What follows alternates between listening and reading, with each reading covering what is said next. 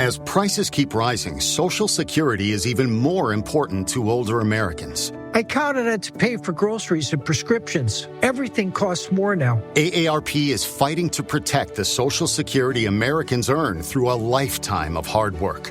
I've paid into Social Security since I was a teenager. It isn't a handout. I earned it. Join us to stand up for Social Security. Visit aarp.org/Social Security Voter, paid for by AARP. Welcome to the program. No Victocrats allowed because we've got a country to save. So let's get her teed up! You want to play rock? Say hello to my little friend. What the hell's going on out here? Ooh, that's a bingo. You can't succeed without teeth. 888-971-SAGE, 888-971-7243. I am Larry Elder. We are Salem News Channel. Secretary of Treasury Scott Bessent describes the economic warfare now unleashed on Iran. He says we are entering what he calls the endgame. Trump gets absolutely no credit for the steep drop in fentanyl deaths. At a rally, Hasan Piker mocks the death of Charlie Kirk. Who does that? Remember when Obama defended himself against criticism that he was deporting illegal aliens who were nonviolent? We do. Gavin Newsom actually praises a Trump policy. Can you guess which one? A member of the British Parliament reads from a Muslim gang rape report. Congresswoman Jasmine Crockett implies blacks are being lynched today in America. DSA Florida Senate candidate Angie Nixon quotes a Marxist Black Panther cop killer who escaped from prison here in America, fled to Cuba, and who was for years in the top 10 FBI most wanted list. Minority Leader Hakeem Jeffries had a secret meeting with Jared Kushner. But I thought Jeffries called the Trump administration authoritarian. Was Jeffries meeting with fascists? All of this and more, 888-971-SAGE, 888-971-7243. Fathers under the category of who cares. I'm writing an article. The TV was on. Nina picked some movie. I didn't know what she was watching. And I was writing about when I was playing Little League. And as I was writing it, I look up, and on the screen was a baseball. I mean, what are the odds of my sitting here writing a story, not paying attention to the movie, writing about playing Little League baseball, and I look up and there's a baseball on the screen. It's only on the screen for about 3 seconds. The movie had to do with 2 kids who were kidnapped, who were Little League baseball players. They were very good friends.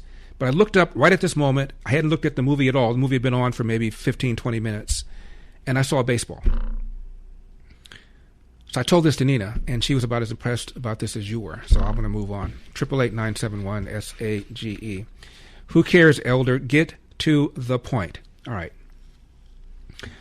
I want to start here. Now, we all know that Trump's a fascist. Trump's a Nazi. Trump's authoritarian. Trump's a dictator. Trump's a tyrant. Trump's been likened to Mao, likened to Hitler, likened to Mussolini. Trump is trying to undermine the foundations of our republic. Trump is defying the Constitution. Trump hates the Constitution. On and on, right? So I'm surprised. I read an article in the New York Times.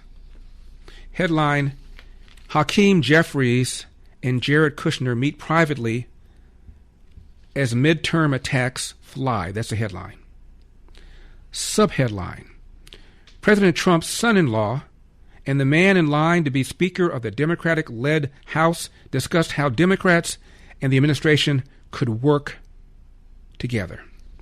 Now, it turns out Mike Johnson was not happy with this meeting because he said it implied that Kushner believes, by that extension, that Trump believes that the Democrats are likely to take control of the House. So that's why Mike Johnson was upset about this. But that's not what I want to talk about.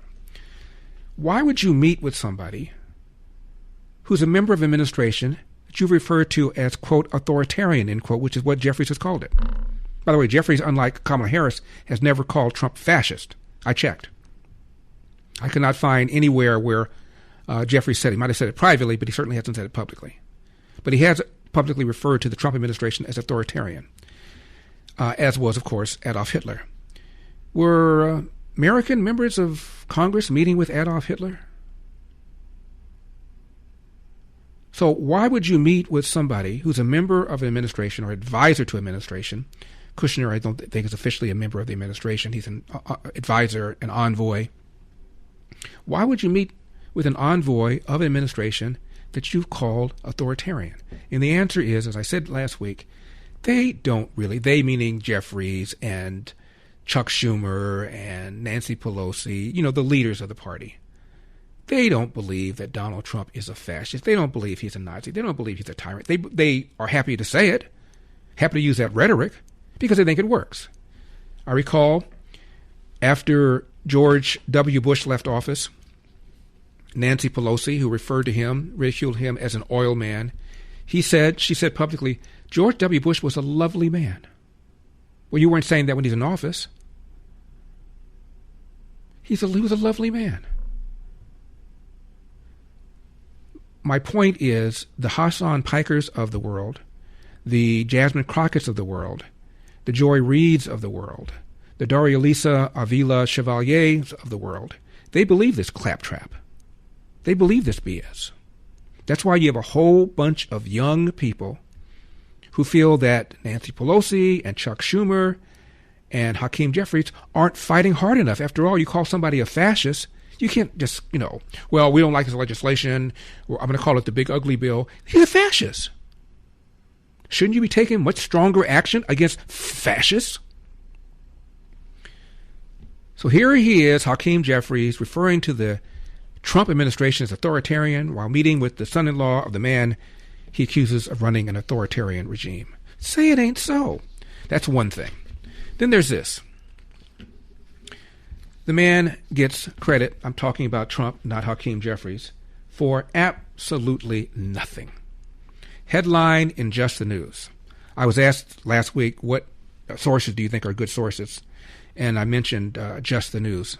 So if you're not checking out the Just the News website, if you're on Twitter, you're not checking out their Twitter feed, you're missing out. By the way, I'm very active on Twitter, at Larry Elder. I'm very active on Threads. I'm very active on Truth Social, on Facebook, and on Instagram, so be sure and check me out. Just the News headline. From crisis to comeback. How Trump's war on fentanyl cut deaths by more than 10,000. And it goes over all the things that Trump 1.0 and 2.0 has done that has caused a dramatic fall in fentanyl crossing the southern border. Opioid deaths fell 22% from 2024 to 2025, according to the CDC.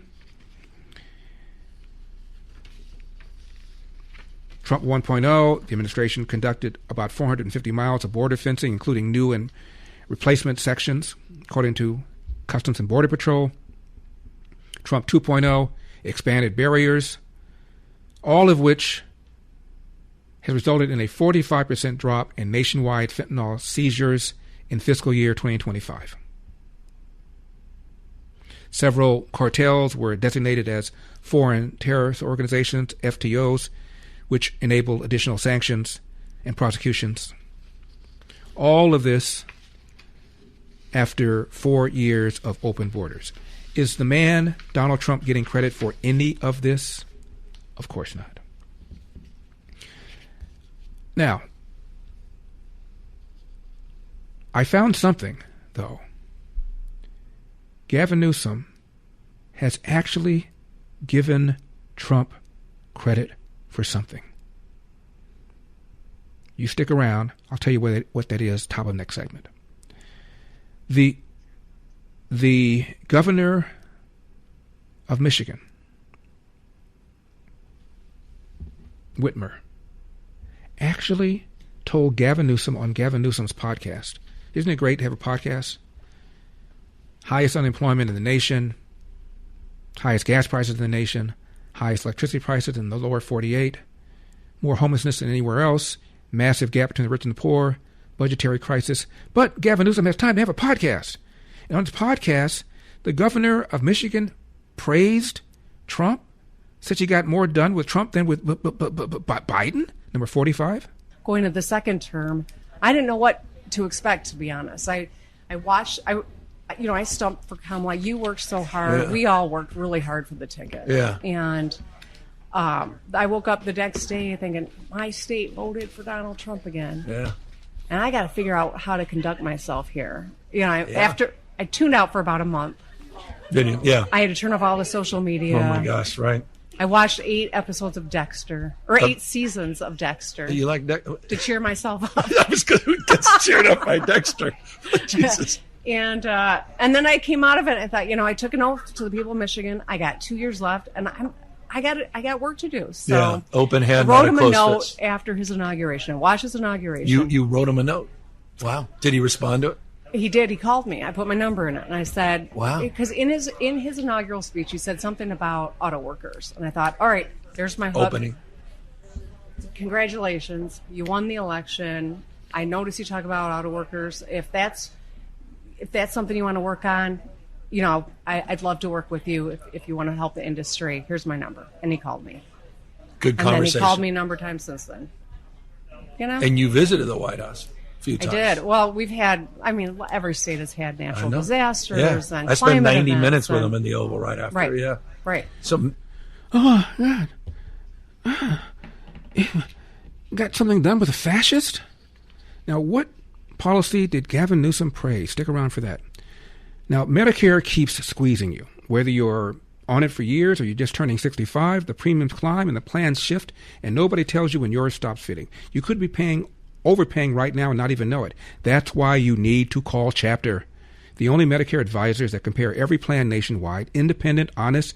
They're not paid to steer you to certain plans. They advocate for you, not the carriers. Go to askchapter.org/Larry. They look at your doctors, your prescriptions, your budget. Then they find the plan that fits. If you're already on the right one, they will tell you straight up. If not, they'll help you switch. Folks who switched to Chapter last year saved an average of $1,100. It's fast, free, and could save you thousands. Just go to askchapter.org/Larry. That's askchapter.org/Larry. askchapter.org/Larry. Parents, the biggest question in education today is how artificial intelligence is shaping the way your student learns. Artificial intelligence is changing education faster than most schools are willing to admit, and many families are rightly concerned.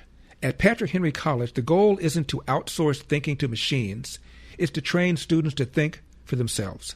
PHC emphasizes a Christian liberal arts education that develops reasoning, writing, speaking, and discernment skills no algorithm can replace. Students learn to engage technology wisely, understanding its capabilities, but also its danger and limitations, rather than becoming dependent on it. In a world increasingly shaped by AI, Patrick Henry College prepares students to lead with wisdom, conviction, and moral clarity. If you want a college that prepares your child to lead in an AI-driven world without losing his or her faith and values, I encourage you to learn more about Patrick Henry College. Visit phc.edu/elder. That's phc.edu/elder. So many of them. That's the job. It's the damn job. And take the heat, right? You get it. I worked hard to make sure he wasn't in the Oval Office, yeah. But he was, and for Michigan, I got to try to show up. And those are good meetings, right? I've gotten some really good stuff done. Honestly, he delivered for you guys. I got a fighter mission right at Selfridge Air National Guard Base, and I tried to get that done under the Biden administration. And they get it over the finish line, yeah. But I got it done with him. So that's a huge deal to Michigan. Yeah. So even though I don't like it, I know how to work with people I'm not, best friends with. I get it. To put it lightly. I get it. And apparently he knows how to work with people who are not best friends either, but let's not go there. 888-971-SAGE, 888-971-7243. I am Larry Elder. We are Salem News Channel. Now, you already know groceries are not getting any cheaper, so allow me to help you save money somewhere else. Right now, when you go to sagewireless.com and switch, I'm paying your first month phone bill. That's right, 100% free with promo code SAGE100. Keep your phone, keep your number, get a new one, even add a second line. You'll get reliable coverage on AT&T's very same towers, just at a far more affordable price. And even better, a portion of every bill helps support food for the poor. Win, win, win. It's on me. Go to sagewireless.com and switch. And use code SAGE100 at checkout. That's sagewireless.com, sagewireless.com. Now, that was exchanged between Gavin Newsom, the governor of California, and Gretchen Whitmer, the governor of Michigan, and she concedes that she was able to get something done with Trump she wasn't able to get done with Biden. And Newsom said, well, that's the job. You have to work with people you don't like. That's the job. That's the damn job, he said. So you're working with fascists. Your party calls him a fascist, but you sat down and you work with him. See, that's what I'm talking about. They know it's crap. They know it's BS. It's these ill-informed, emotional, spoiled little brats that don't realize it's a con.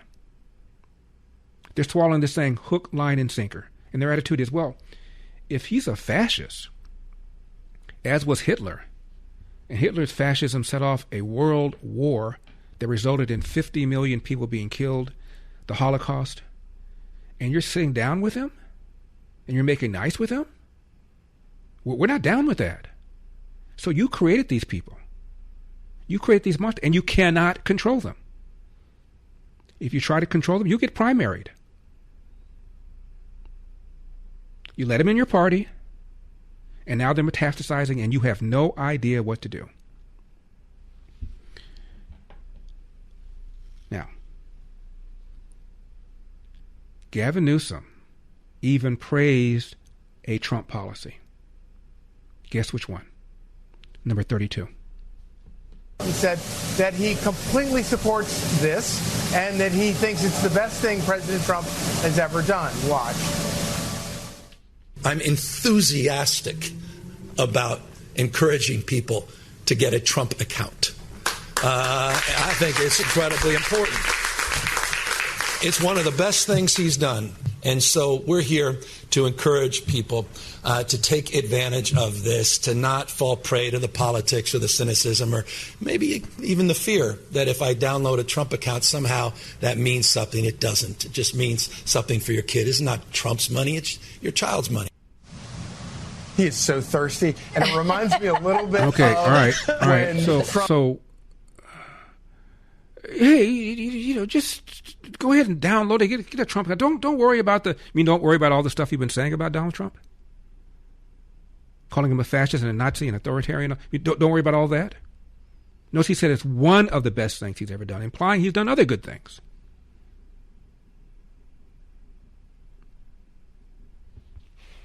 You are inadvertently revealing that you're being insincere when you refer to him as a fascist and a Nazi. You are inadvertently revealing that he's a reasonable guy to work with. You are inadvertently revealing that he's not an existential threat to the country, to our democracy, to our republic. Oops. And I told you before about these Trump accounts. This is huge. $1,000 every year until your kid gets 18. You invest it. Compound interest when he's 65. That'll be over 7 figures. Well over 7 figures. And you can put more into it, up to $5,000. You do that, you're talking about a Trump account, you're 65 years old, that could be worth $3 to $5 million. $1 million. This is massive. Even Gavin Newsom praised it. Is this thing on? Mr. McConnell, is the mic on? Did Gavin Newsom actually praise something Donald Trump said? I don't believe it. I got to hear that again. I'm flummoxed. I'm dumbfounded. I'm slack-jawed. Number 32. He said that he completely supports this and that he thinks it's the best thing President Trump has ever done. Watch. I'm enthusiastic about encouraging people to get a Trump account. I think it's incredibly important. It's one of the best things he's done. And so we're here to encourage people to take advantage of this, to not fall prey to the politics or the cynicism. Okay. All right. Now, you notice the people standing behind him, they didn't know whether or not to applaud. I'm encouraging everybody to get a Trump account. And Trump named it after himself, so Gavin Newsom had to utter the T word. He hated it. I'm encouraging everybody to get a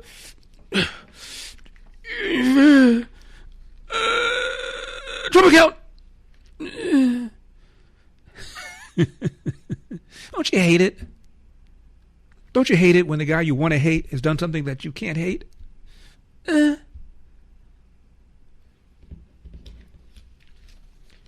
Now, we haven't even talked about what this man has done regarding immigration.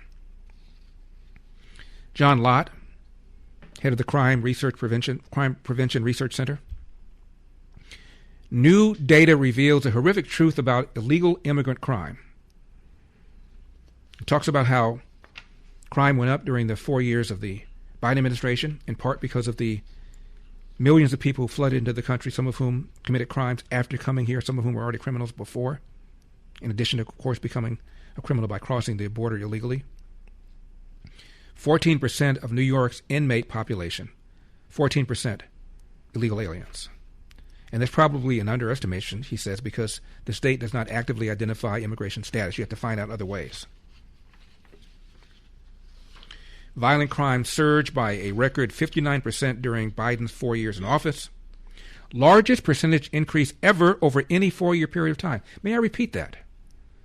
Violent crime surged by a record 59% during Joe Biden's 4 years in office, the largest percentage increase over any 4-year period ever. Do you think maybe, just maybe, there might be a causal connection between that and the influx of millions of illegal aliens during that same 4-year period of time?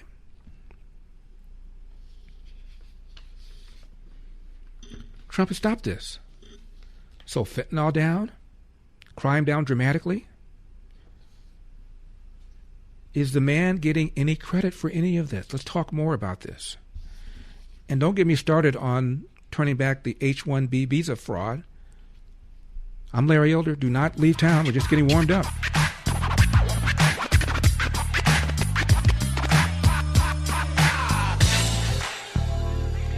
Only on Salem Now, featuring one of Charlie Kirk's final interviews. The new documentary, Can You Hear Me Now?, investigates modern prophets and their divine messages. Some people absolutely have the gift of prophecy. If God exists, how would he inject his information into our world? More than likely, he would use humans. Satan would love Christians to just be a spectator, not engage, not participate. Is there something he's trying to say? Can You Hear Me Now? Pre-order the movie by September 10th. Save 25% and get the DVD free at salemnow.com. Underneath President Trump's leadership, we're almost at 16 months with zero illegals released into this country. And by the way, these same authorities that the president has used to secure our border, President Biden could have done the same thing, but he chose not to. And so every single death. So when you said a while ago that the blood is on their hands, you're absolutely correct, Sean, because every single death that has occurred by an illegal that was released into this country underneath the Biden administration, every one of those is 100% preventable. And the Biden administration turned a blind eye, and thank God the American people put President Trump back in office. He used his authority, and he secured our border, the most secure it's ever been in history. 888-971 SAGE 888-971-7243. I am Larry Elder. We are Salem News Channel. That is DHS Secretary Mark Wayne Mullen on the number of people whose lives have been spared, haven't been robbed, haven't been raped because Donald Trump has secured the border. Again, the fact that Biden left it open for 4 years and got away with it. That people were not marching on Washington with pitchforks is beyond me. The deportation of non-violent illegal aliens has been a subject of criticism for President Trump. Barack Obama in 2010 was accused of the same thing. Oh, yeah. Here's what he said, 56.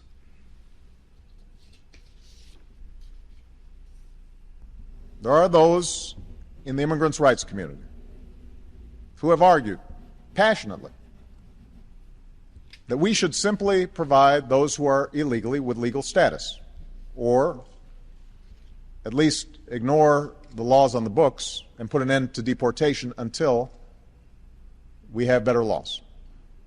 And often this argument is framed in moral terms. Why should we punish people who are just trying to earn a living? I recognize the sense of compassion that drives this argument. But I believe such an indiscriminate approach would be both unwise and unfair. It would suggest to those thinking about coming here illegally that there will be no repercussions for such a decision. And this could lead to a surge in more illegal immigration. And it would also ignore the millions of people around the world who are waiting in line to come here legally. Ultimately, our nation, like all nations, has the right and obligation to control its borders and set laws for residency and citizenship. And no matter how decent they are, no matter their reasons, the 11 million who broke these laws should be held accountable. Wow. So by giving a pass to non-violent illegal aliens who are just trying to earn a living, you're doing two things, says Barack Obama. You're encouraging more people to come here illegally, and you're making idiots out of those who are trying to do it the right way. Hasn't President Trump said the same thing? Different language, more blunt, more colorfully. But he said the same thing. Did anybody refer to Barack Obama as a fascist? And I know Congressman from Illinois, Gutierrez, called him deporter-in-chief, but he didn't call him a fascist. He made a very simple argument. You ignore this. You grant legal status to people who are here illegally, or amnesty. All you're going to do is encourage more people to come. And how fair is that to people that have been waiting in line sometimes for years, trying to do it the right way? I have a friend who met a woman he started dating who's from Canada. And he spent a great deal of money trying to get her legal status here. He still hasn't been able to do it. He said, I should just have her cross the border and have her come down here. Barack Obama was accused of deporting people who were non-violent offenders, which means he deported some people who were non-violent offenders. And he said, look, there has to be consequences for people who come here illegally. You can't just ignore it. Every nation, he says, has the duty and the obligation to secure its borders and to allow people to come in and become legal residents and citizens that it wants. The people choose. Not the illegal aliens, the people, said Barack Obama in 2010. Yet no one, somehow, some way, no one called him a fascist. No one called him a Nazi. Every single thing you complain about what ICE is doing and what Trump is doing regarding deportation of illegal aliens happened under the Obama administration. And Obama did not inherit an administration that 4 years earlier allowed millions of illegal aliens to just cross the border with no consequences. Now, whether you're preparing for exams, juggling family and career, or just looking to stay sharp as you age, Think Factor is here to help. Created by the very same company that makes Relief Factor, Think Factor supports sharper focus, stronger recall, and clearer thinking. It's a natural way to give your brain the daily nutrients it needs for memory, attention, and even vibrant vision. For me, it helps me stay sharp while I'm doing show prep, and Think Factor results get better the longer it's taken. So if you want to stay focused during demanding tasks, keep your memory strong, and maintain mental energy for whatever's ahead, Think Factor is for you. Think Factor. Think clear, perform better daily. Call 800-4RELIEF, 800-4RELIEF, or visit ReliefFactor.com, ReliefFactor.com to order Think Factor. Your first bottle is just $19.95. 800-4RELIEF, 800-4RELIEF, or visit ReliefFactor.com. That's ReliefFactor.com.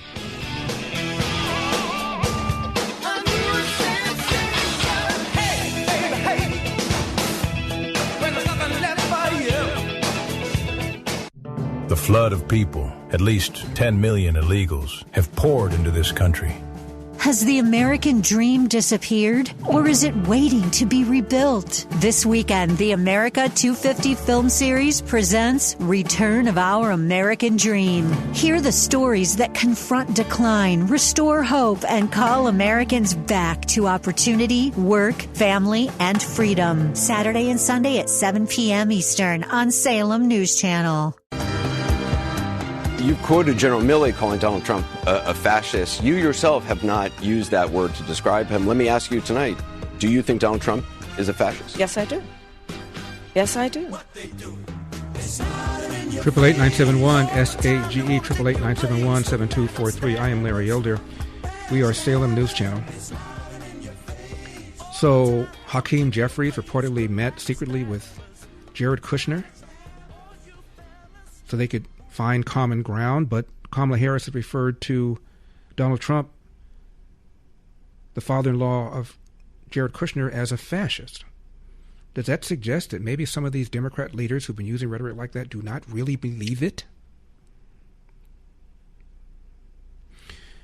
Now, regarding immigration, seal the border in 30 days, less than 30 days. We were told for 4 years, as you well know.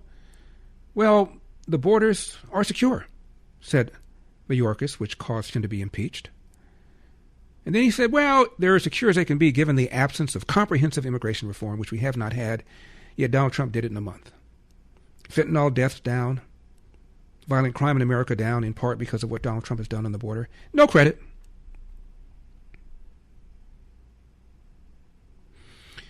Brandon Gill tried to get a yes or no answer from the general counsel and legal director of something called the National Day Labor Organizing Network over taxpayer benefits for illegal aliens. Let's hear some of this. Number 48. Mr. Krikorian, how many illegal aliens came into the country during the Biden administration? Our estimate is at least 8 million, maybe as many as 10. As many as 10. How many came into the country last year in 2025? We don't know yet, but it wasn't anything close to that. Not very many, so a substantial decrease in dramatic 90+% decrease at the border. Got it. Mr. Newman, is it a good thing that President Trump secured the border?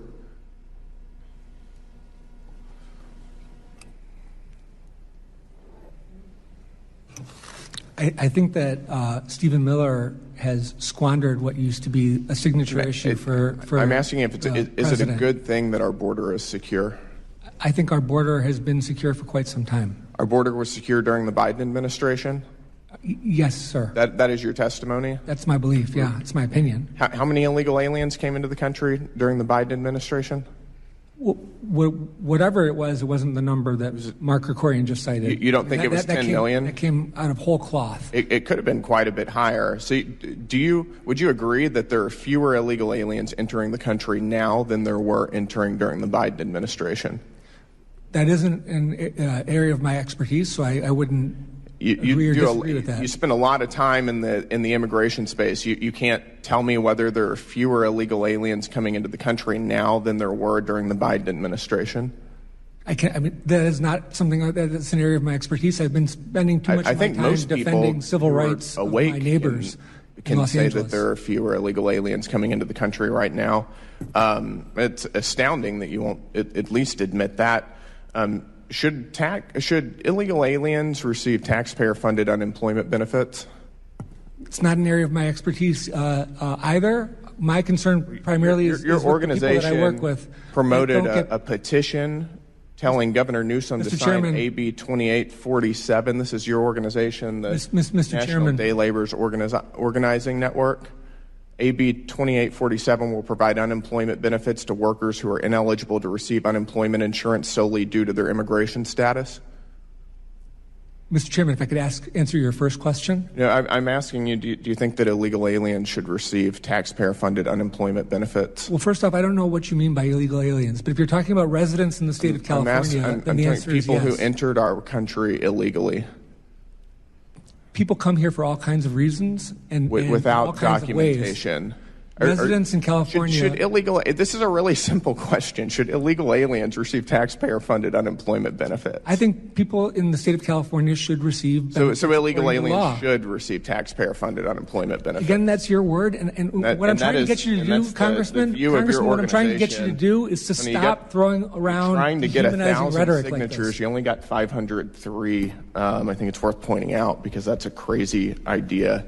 Let me ask you another question. Your organization shut down the Manhattan Bridge during rush hour a couple years ago to demand that New York State set up a $500 million fund to give unemployment benefits to illegal aliens. Do you think that was a good thing to do? I don't know that my organization shut down anything, Congressman. I know that there was... March in NYC shuts down Manhattan Bridge to call for $500 million unemployment fund. The march was led by members of the FEW Coalition, including the National Day Laborers Organizing Network.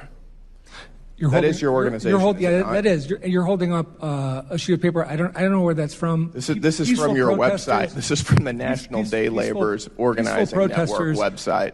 Peaceful protesters do things when there's large crowds of people. Does that I think you would agree, shutting down one of the busiest bridges in the nation in order to push for a $500 million fund to give taxpayer-funded unemployment benefits to illegal aliens? I think we should give. You think that's a good thing for the country? I think we should allocate resources accordingly to people who are going to become citizens of this country eventually. What if there were emergency vehicles as trying Mark to process? You realize that there are people commuting to work, and the people commuting to work were the ones who were paying the taxes to fund these benefits that you want to give to illegal aliens, right? Congressman, what is your beef with immigrants?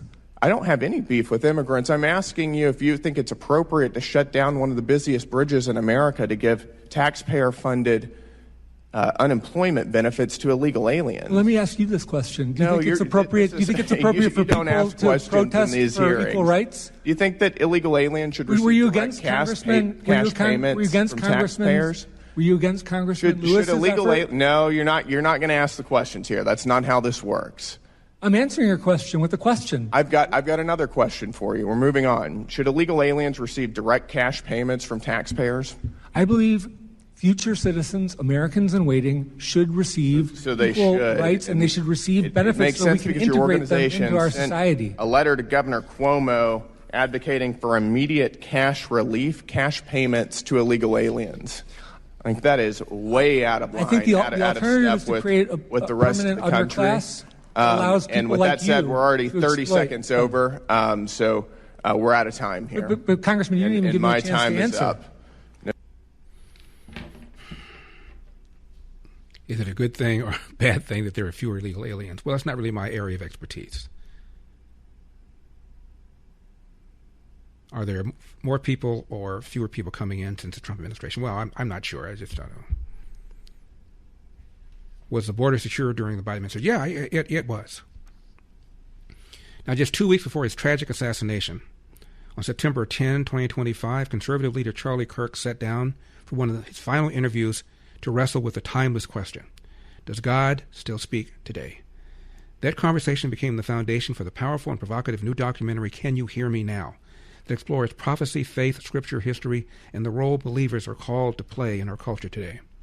Follow director Matthew Thayer's investigation, examining the evidence, weighing today's most prominent prophetic voices against scripture, history, political, and scientific scrutiny.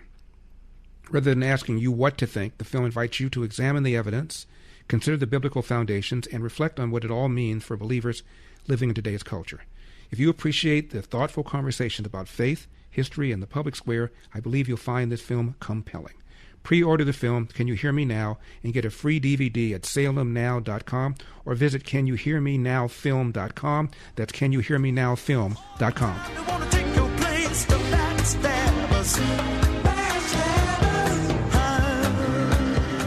Direct cash payments from taxpayers? I believe future citizens, Americans in waiting, should receive equal rights, and they should receive benefits. 888-971-SAGE, 888-971-7243. That is the General Counsel, Legal Director of something called the National Day Laborer Organizing Network. Future Americans, Americans in waiting, is that what you refer to illegal aliens as?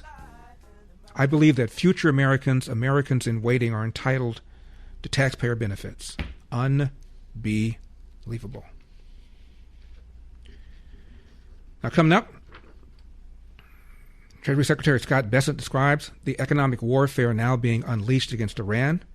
Bessent says we are entering the end game. Let's hope. Hasan Piker, near the anniversary of the death of Charlie Kirk, at a rally literally mocked his death. Member of the British Parliament read from a Muslim rape gang report. Congressman Jasmine Crockett implies blacks are being lynched today in America. I've been avoiding trees. DSA Florida Senate candidate Angie Nixon quotes a Marxist Black Panther cop killer named Joanne Chesimar She changed her name. She escaped from prison here, fled to Cuba, lived in Cuba until she died. And for years, she was on the FBI 10 most wanted list. And Angie Nixon quoted her. I'm going to have that for you. There's a poll that shows Americans are very angry at employers who use these H-1B visas to simply pay people less money. They're designed for foreign workers who have certain kind of occupations, certain kinds of specialties that Americans either don't have or are unwilling to learn. But 54% of voters think U.S. companies mostly use H-1B visas to bring in foreign workers because they are unwilling to pay workers the amount of money that they deserve to be paid. The Trump Department of Labor Inspector General named Anthony D'Esposito talked about H-1B visa fraud, for which Donald Trump, of course, is getting no credit. Number 8. Ghost offices, is that right? We are, Rob. Thanks for having us. We are on the ground in Texas. We are in a building here with 2 stories, probably a couple of dozen offices, tech companies, and we've been knocking on the doors. Just this building alone has over 500 approved H-1B applications, and we're knocking on doors and we're not getting much answers. So it's very hard to believe that these visas that are supposed to be issued for unique uses by companies who need them to stay in business here in the United States of America, not only are they not even behind the door, but the doors are shut, the lights are off, and it doesn't seem like anybody's been here for a while. Sounds like maybe there's some fraud going on. 888-971-SAGE. We are just getting warmed up. Do not leave town.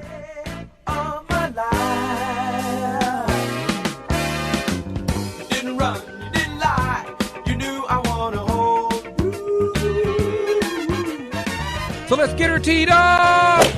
You want to play rock? Say hello to my little friend! What the hell's going on out here? Ooh, that's a bingo. You can't succeed without teeth. 888-971-SAGE, 888-971-7243. I am Larry Elder. We are Salem News Channel. There have been a couple of major reports in the UK about so-called grooming rape gangs. And one report said a significant proportion of them are non-UK foreign nationals or asylum claimants, most of them from Pakistan. Rupert Lowe is a member of Parliament. This is in 2016. He read from the Rape Gang Report, number 51. Firstly, I would like to thank the 260,974 British men and women who signed the petition to make this debate possible, and I want to welcome these brave survivors who are sitting behind us in the hall. This debate is about them. Excuse me, this is 2026. 2026. You quite rightly say it's not about politics. I want the world to hear what we heard during the 2 weeks of our independent rape gang inquiry hearings, an inquiry that should never have needed to happen.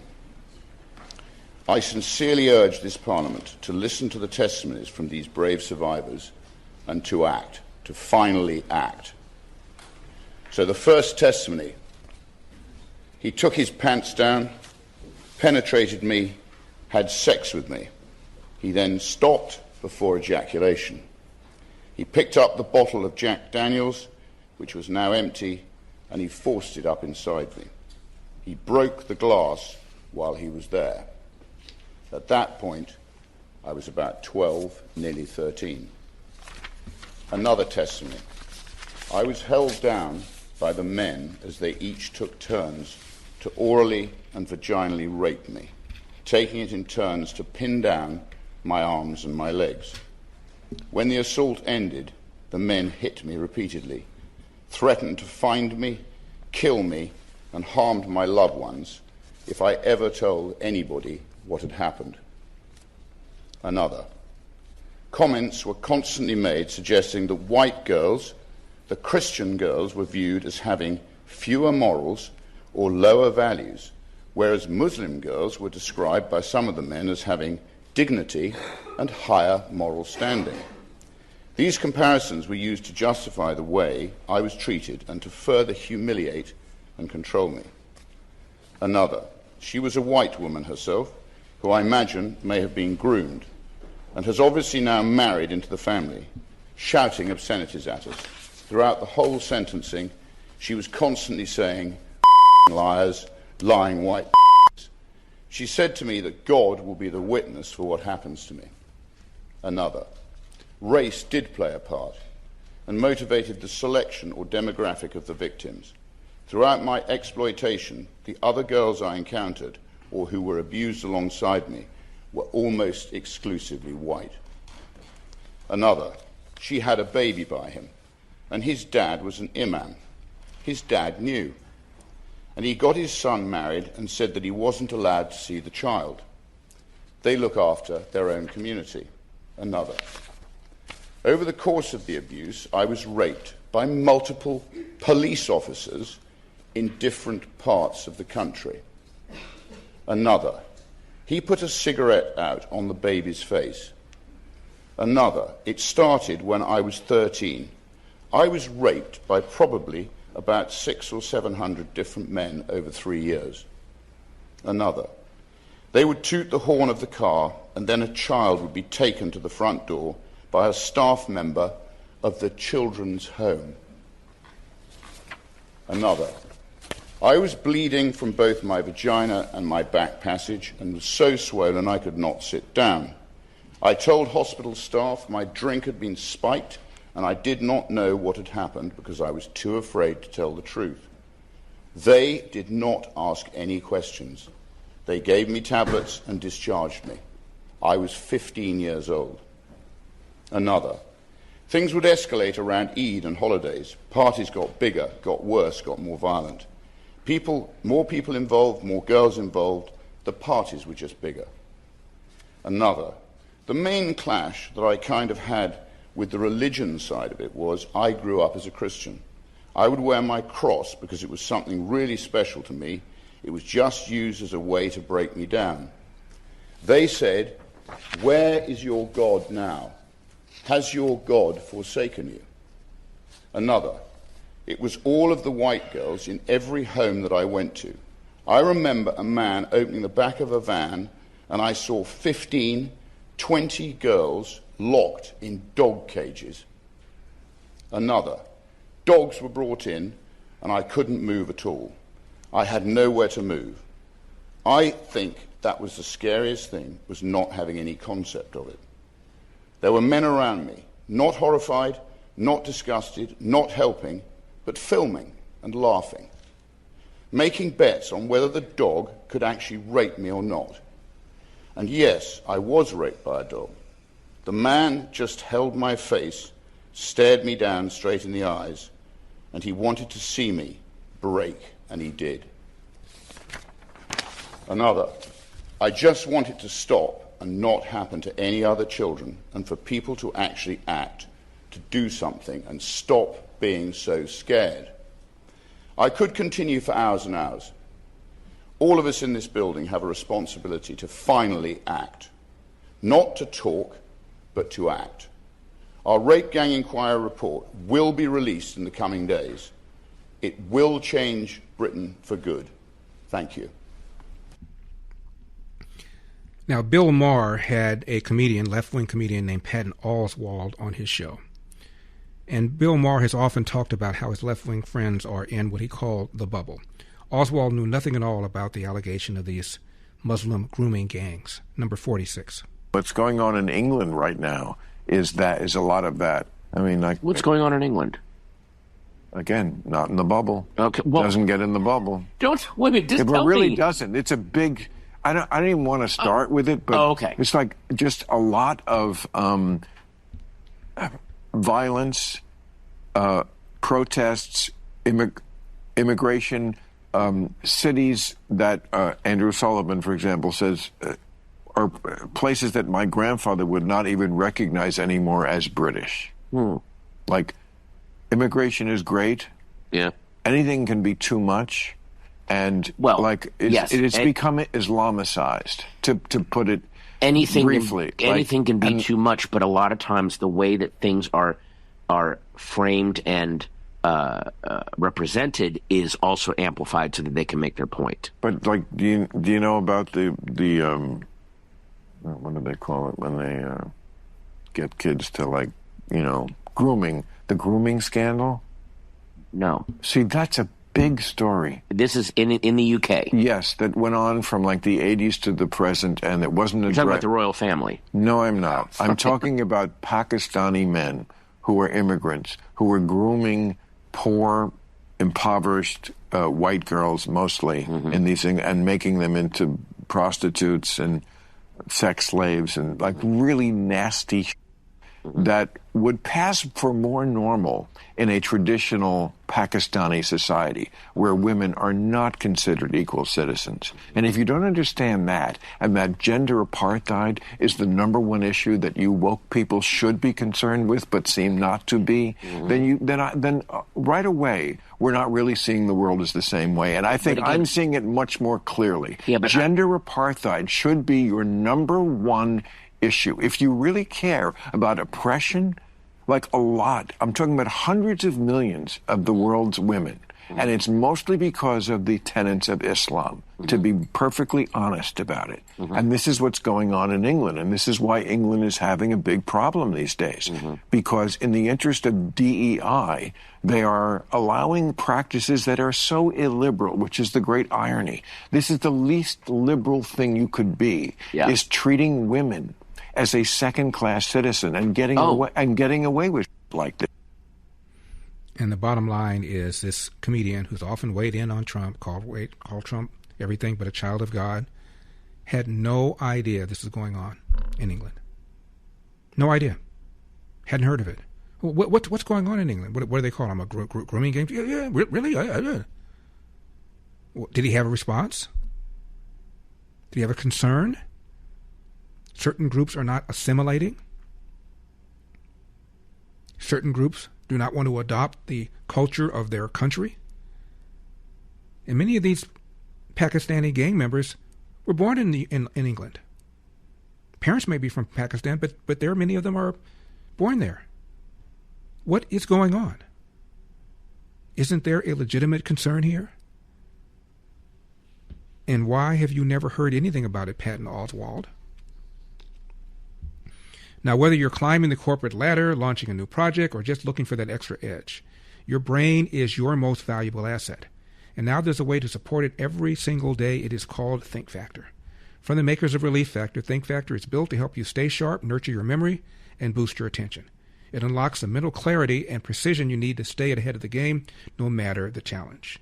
For me, it provides energy, focus, and the ability to push through mentally demanding days.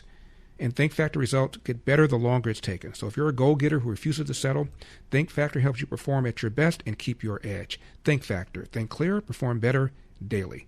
800-4-RELIEF, 800-4-RELIEF, or visit ReliefFactor.com. That's ReliefFactor.com. First bottle, just $19.95. 800-4-RELIEF, 800-4-RELIEF, or visit ReliefFactor.com. That's ReliefFactor.com. 888-971-SAGE, 888-971-7243. I am Larry Elder. We are Salem News Channel. We got a call from a mother who was listening to the show with her young child. The child got very upset over what the member of parliament said was going on with these so-called grooming gangs, and I should have given you a warning because it's hard to listen to. It was hard for me to hear it. So I apologize for not having given you a warning. Try not to make that mistake again. I'll give you a warning about this one. This guy is extremely, extremely exercised about the demonstrations going on in Dearborn, Michigan, where he lives, which has a very large Muslim population. And he's quite concerned. He's a pastor. And he literally unleashed over what's going on in Dearborn.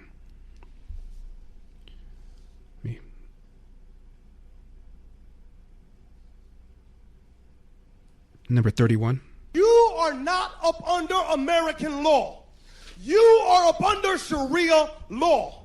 That is the reason why you have made no arrest. You laugh. You are 3 generations of racism in this very city. You know it. You have seen what has happened in this city. And it is my people that have funded you.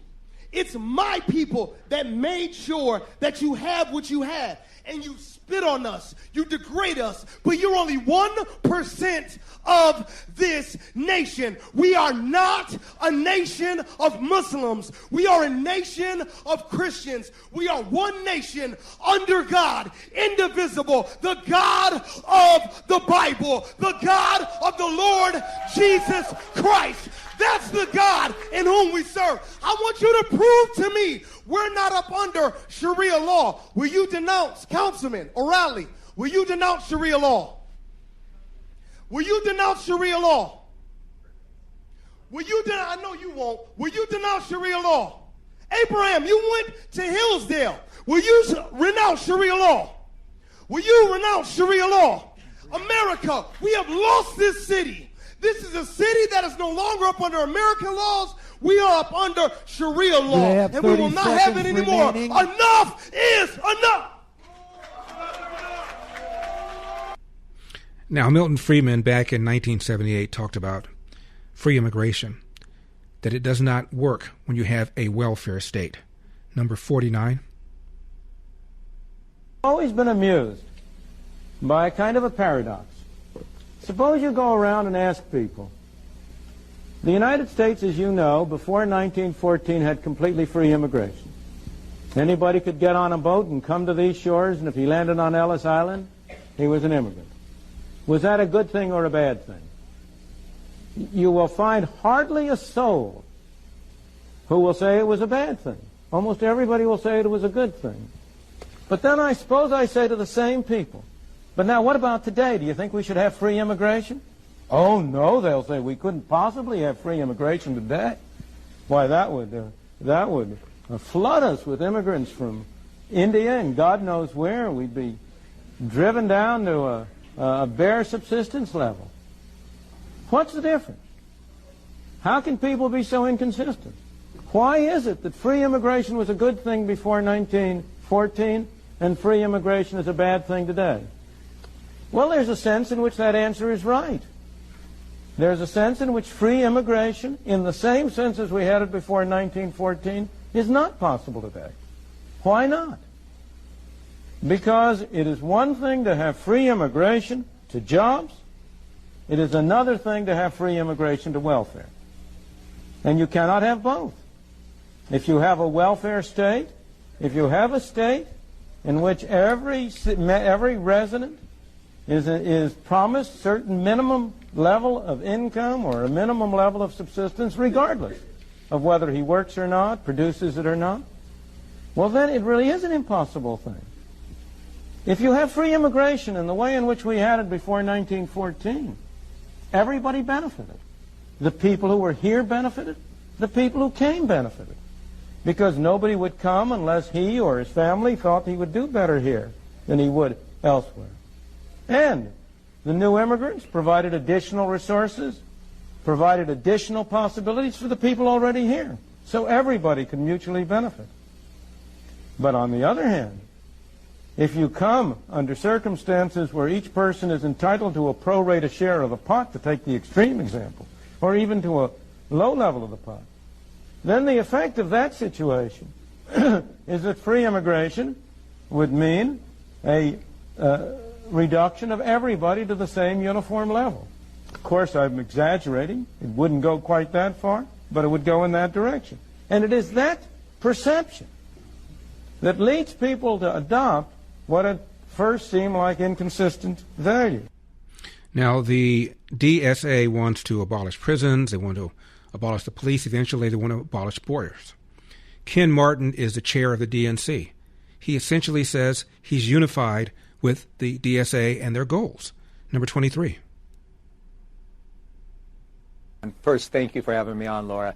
Democrats are unified. We are united, and we're through most of these primaries now, so it's no longer Democrat on Democrat violence. Right now, everyone is focused on the November election. Do you think they're really united, though, Ken? I don't want to cut you off, but I mean, the DSA, so you're saying that all the Democrats and the DSA candidates, they're all united?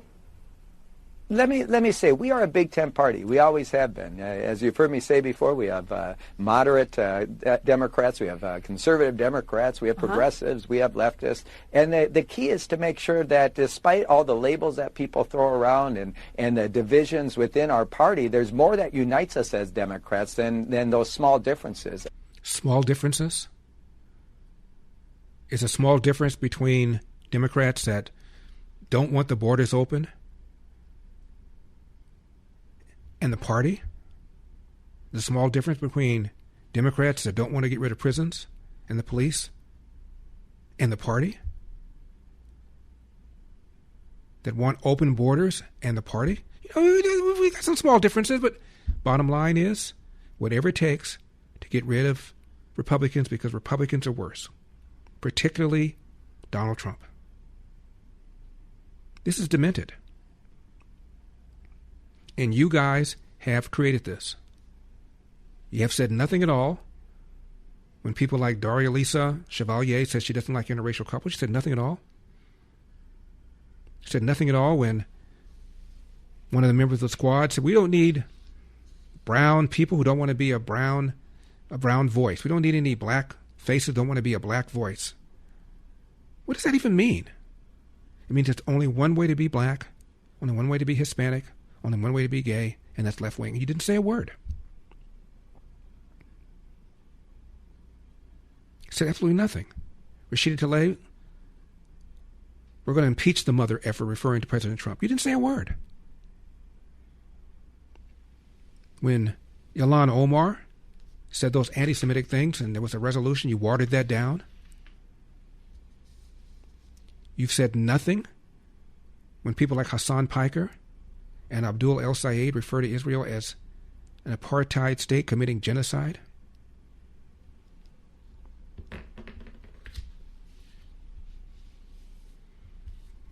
And you're shocked at the rise of these lunatic DSA members taking over your party. I'm Larry Elder.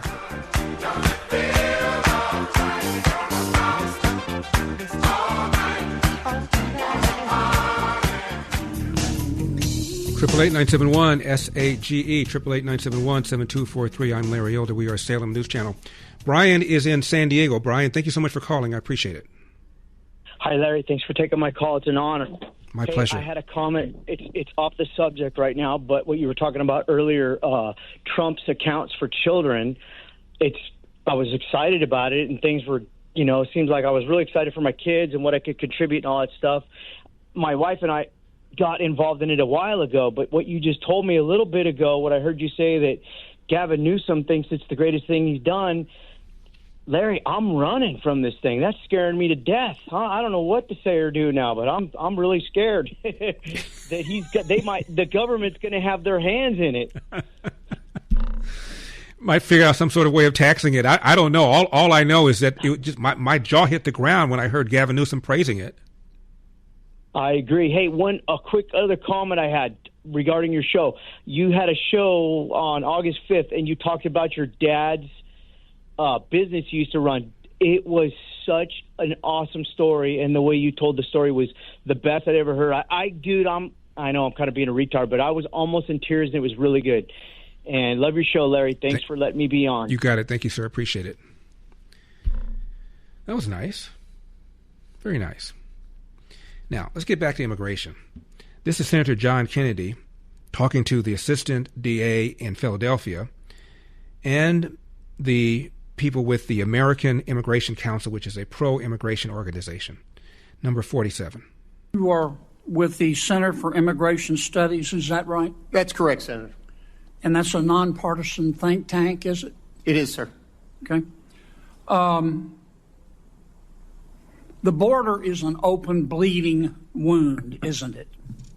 That's a fair way to characterize what's been going on for the last 4 years, sir. The southern border is chaotic by design, isn't it? Yes, it is. I've been covering the border for 3 decades, and yeah, it's pretty chaotic. Would it be fair to say that the broken southern border is man-made? It would be fair to say that, sir, based on policies that have been implemented. And that man's name is Joe Biden, isn't it? That would be a fair assessment, yes, Senator. Under President Biden, if you wait in line for legal immigration, you're a chump, aren't you? When you look at the benefits that have been given to people and the speed at which they've been released into the United States, I would be chagrined if I were waiting. You're a chump, aren't you? Yes, sir.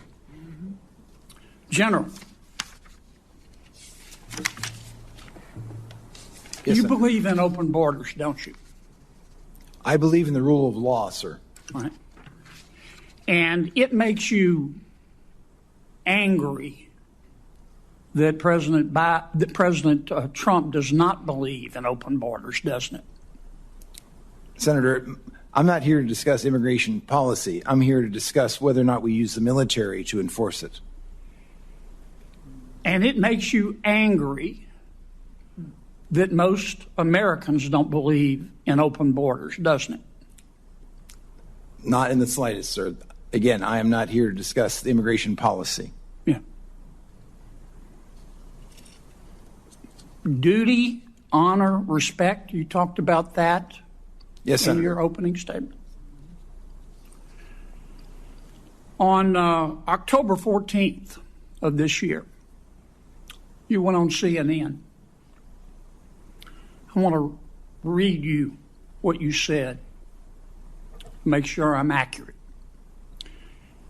Here's what you said. President Trump is not like any sane leader. I'm very proud of General Milley for saying that President Trump is a total fascist. To Bob Woodward, if he, as chairman of the Joint Chiefs, is calling the president a fascist, I'm so proud of him for breaking that barrier. The challenge is because most MAGA Republicans, they don't understand what fascism is. The reality is that they are, in fact, fascists themselves. Did I read that accurately? Senator, I am happy to discuss my personal perspectives with you separately at any time. That's not the purpose of the hearing today. Did I read that accurately? I believe so, yes. Yeah. You think you're smarter than the American people, don't you? Absolutely not, Senator. I am here to discuss the use of the military as part of this mass deportation. You think you're more virtuous than the American people, don't you, General? Senator, I am insulted by your comment. Duty, honor, and respect. We'll get back to this in a second. Now, when police searched the car of the man who assassinated a Minnesota lawmaker and her husband in their own home, they found a notebook. Inside, a handwritten list of 11 websites, not weapon sites, data brokers. People search sites that sell your home address for a couple of bucks. Type your name into one right now. There you are. Your address, your phone, your family's names, a photo of your front door. Anyone can look you up in seconds, and you'll never know who did. That's why I use Incogni, I-N-C-O-G-N-I. It forces data brokers and people search sites to delete you, then keeps checking because deleted data creeps back. Incogni has scrubbed me from several sites while I did absolutely nothing. You lock your doors every night. Tonight, lock down your address. Go to incogni.com/Larry for 60% off. That's incogni.com/Larry, incogni.com/Larry. Because the next time a stranger searches your name, let them find nothing. Incogni.com/Larry. 60% off. Black velvet, if you please.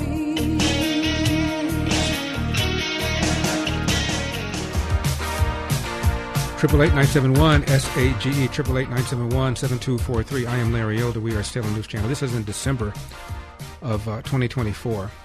And John Kennedy is now questioning someone named General Randy Manner, who's not at all concerned about the open border, and Aaron Melnick, senior fellow at the American Immigration Council, which is a immigrant rights group. Please continue. Duty, honor, and respect. You talked about that in your opening statement, didn't you? Yes, sir. Ms. Moran said, I wrote down her words. She said, by their actions, you know what someone's character is like. You agree with that? Senator, for 35 years, I served my country with absolute honor and distinction, and I will continue to do so. You agree with what Ms. Moran said? Of course. Mr. We've got a few minutes left. 23 seconds. Well, actually, you let Ms. Klobuchar go well over, so I'm assuming you'll extend me the I'll same. give you the same minute I gave to her. You gave it a minute 20 at a time. You're I watched you using like a hawk, Dick. Mr. Melnick, Mr. Reichlin Melnick, you believe in open borders too, don't you? I do not, Mr. Kennedy. Okay. On November 1st, 2022, you tweeted, both Texas and Louisiana have their knives out for black immigrants. You remember that tweet? I don't, but it's quite possible. What Texans, it's not only possible, it happened. You're not denying it, are you? No, I'm saying, referring to the Texans? context. Who are I you actually talking don't to? know the Who context. are you talking to about who in Texas had their knives out for black immigrants? Guessing the context, but my suspicion is Give it me a has to name. do the Give me a Attorney name. General Ken Paxton and Give the me a Attorney name. General of Give me a Louisiana. name. I just did. You don't have a name, do you? I just said Ken Paxton. You don't have a name, do you? You just said it, did you? Just said Ken Paxton. All right, how about Louisiana? You said Louisiana has its knives out for black immigrants. Who in Louisiana were you talking about? Again, I'm not certain. That was 2 years ago, and as I'm sure you know, much has happened in the last 2 years. Well, did you say it? Again, I do not remember the context. But you don't. Senator You Kennedy. said somebody had their knives out from Louisiana for black immigrants, but you don't know who they were? You just said it? I said the Attorney General of Louisiana and Texas, and I believe this referred to specifically lawsuits brought and arguments that were made in court that the arrival of Haitians I'm out and of time, others but I were want to get you inherently on the dangerous. record. Which was Thank you very much, Senator. Appreciate that the your Attorney questions. General at that time of Louisiana had his knives out for black immigrants. That's your testimony. The other thing President Trump gets no credit for, by the way, we're coming to you from the Relief Factor studio. Don't forget your Relief Factor, 800-4RELIEF, 800-4RELIEF, relieffactor.com. That's relieffactor.com. Another thing President Trump gets no credit for is rolling back DEI. The L.A. fire chief who the mayor fired was the first female chief and the first openly gay L.A. fire chief. At a L.A. Fire Commission public comment section, a friend of mine, Paul Scrivano, showed up and talked about DEI and the Palisades fire. Number 24. First speaker is Paul Scrivano. If you can state the items you'd like to speak on. Sure. All items in general public comment. You have 3 minutes. Thank you. That hit a little hard.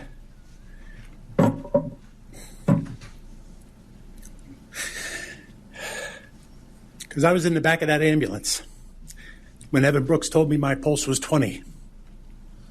I never lost consciousness. So the distinction between me and I forget that gentleman's name was I saw everything happening around me. He went to sleep, he woke up, and didn't know anything. I saw everything that was happening. And it was no miracle. It was no miracle. It was not heroic. It was just a couple of paramedics doing their job, which is all they really want to do. I bet none of those guys even really wanted this. This was for the family. But all they want to do is do their job. When diversity is the result of the highest levels of standards of recruiting and training, I'm all for it. Great. When diversity is the mission by which recruiting and training standards are altered, we get the Palisades fire. And we get a demoralizing attitude for years and years. I'm going to play this, and I might play it twice. I'm not making this up when I say the mission was diversity.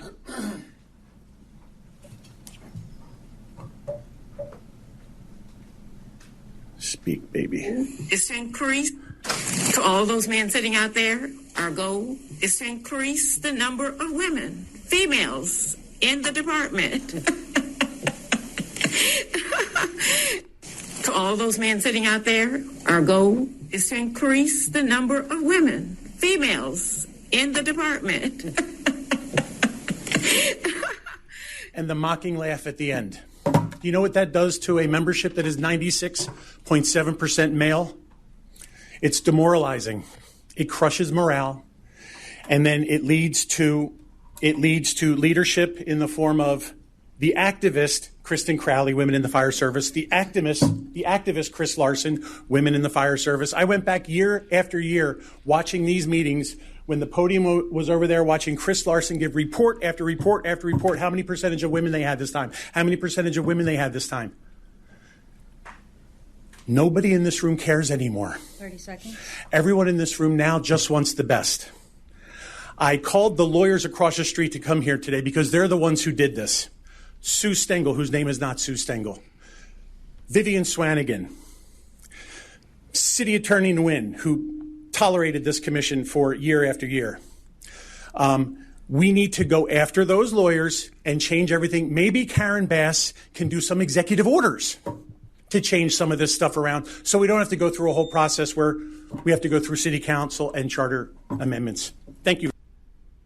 Angie Nixon is the DSA Florida Senate Democrat primary winner who wants DNA, upset that Donald Trump has rolled it back. Now, Paul Scrivano, known him for a long time, he argues there's a connection between what happened in the Palisades and the L.A. fire chief that the mayor subsequently fired. First female, first openly gay member, and they touted that. Now, when it comes to supplements, two things matter most: that it works, that you can trust it. Rather than just tell you about Relief Factor, we let our customers do it. We hear from people every day whose lives have changed, and we'd like you to hear a few of their stories. Pastor Bill strained his back around Christmas 2025 and was in tremendous pain. After starting Relief Factor, within a few days, his pain was gone, and he had full flexibility. He calls it a miracle and recommends it to anyone dealing with pain. I take it every single morning for my back issues. So if you're ready to believe in miracles, try Relief Factor. Get the 3-week quick start for just $17.76 and see why so many people tell us Relief Factor gave them their lives back. ReliefFactor.com, ReliefFactor.com, 800-4-RELIEF, 800-4-RELIEF. We hope you'll soon be sharing your story with us as well. ReliefFactor.com, 800-4-RELIEF.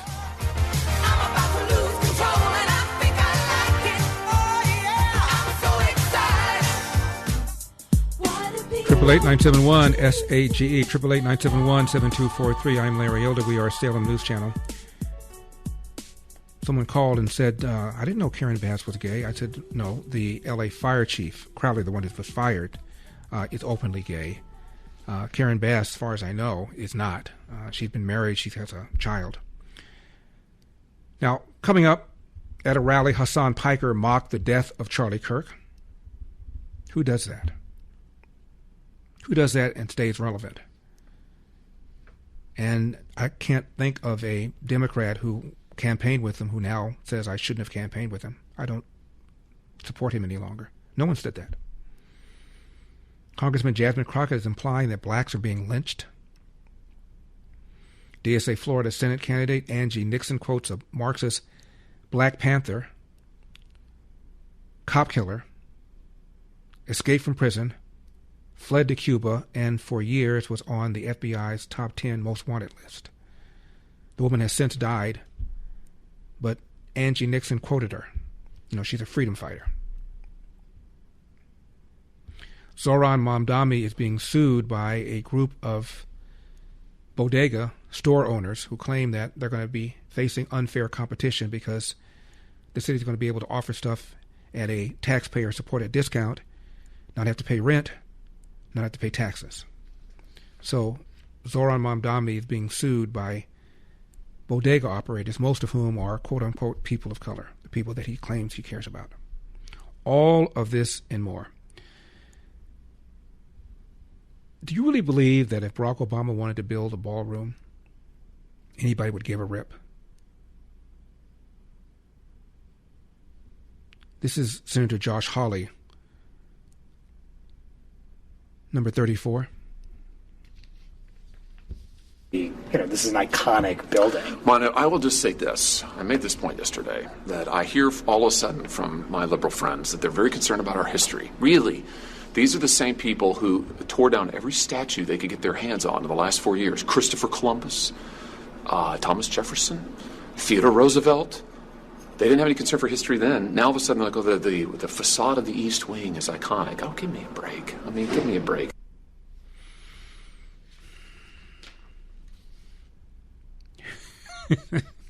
Iconic. This is a Trump-hating woman. Well, we'll play this before you coming back. Trump-hating woman who says that the president said Democrats are, quote, evil monsters who should be killed, close quote. When did he say that? I must have missed that speech. And we're going to talk about what Scott Bessent says about the economic warfare being now unleashed against Iran, and believes that we are entering what Scott Bessent called the endgame. All of this and more, 888-971-SAGE. Do not leave town.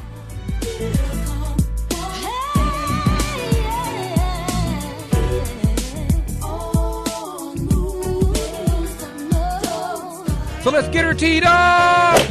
You want to play rock? Say hello to my little friend! What the hell's going on out here? That's a bingo. You can't succeed without teeth. 888-971-SAGE, 888-971-7243. I am Larry Elder. We are Salem News Channel coming to you from the Relief Factor studio. Don't forget your Relief Factor, 800-4RELIEF, 800 the number 4RELIEF, relieffactor.com. That's relieffactor.com. Watching some of the cable news, you'll see a map of the Strait of Hormuz. They have little lights on there purporting to show you the ships that are not getting through. Now, last week we talked about the fact that they're going through at night. The radar is not picking it up, so I'm not quite sure what these little maps are supposed to pick up. If they're going through of evading the radar to the extent that Iran still has it. So I'm reading this morning, front page article, the LA Times. Trump's pressure plan, which we're going to talk about in a second, for Iran may backfire. Subheadline, new U.S. strategy for economic isolation could have no effect or prompt retaliation. First paragraph, President Trump is betting new sanctions, a naval blockade, and ramped up economic pressure against Iran's trading partners can accomplish what thousands of bombs and missiles could not: force Iran to accept the deal to end the war on U.S. terms. Second paragraph, this is all I want to read. But like other U.S. efforts to force Iran into capitulation, there's one main problem. Iran's Islamic Revolutionary Guard Corps, which has claimed control of the vital Strait of Hormuz and sent volleys of attack drones across the Persian Gulf, may be impervious to such pressure and has plenty of ways to retaliate. All right, that's this morning's LA Times. This morning's New York Post, headline, Trump is winning the Iran war, stay the course. I guess it covered two different wars. New York Post says the oil is flowing through the Strait of Hormuz, quote, meaning Tehran's gambit of closing it has failed, end of quote. It says the neighbors that Iran has been attacking have had enough. UAE, United Arab Emirates, quote, last week cut off all transactions, including financial ones, close quote, with Iran.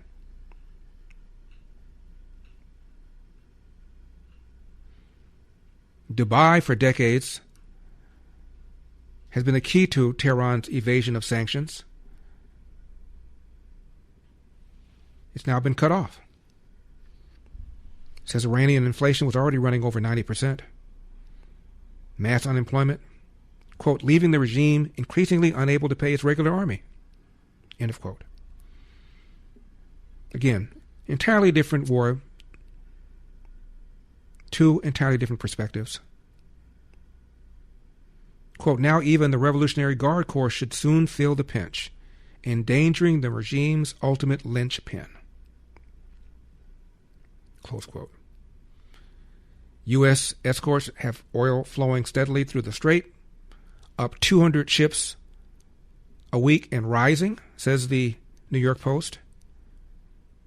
Quote, now transitioning safely, up nearly 400% from 2 weeks earlier, end of quote. Still below pre-war levels, but enough to, quote, keep oil prices manageable, close quote. Two very different ways of covering this war. The New York Post ends their article with this, quote, Trump and his team need to warn the American people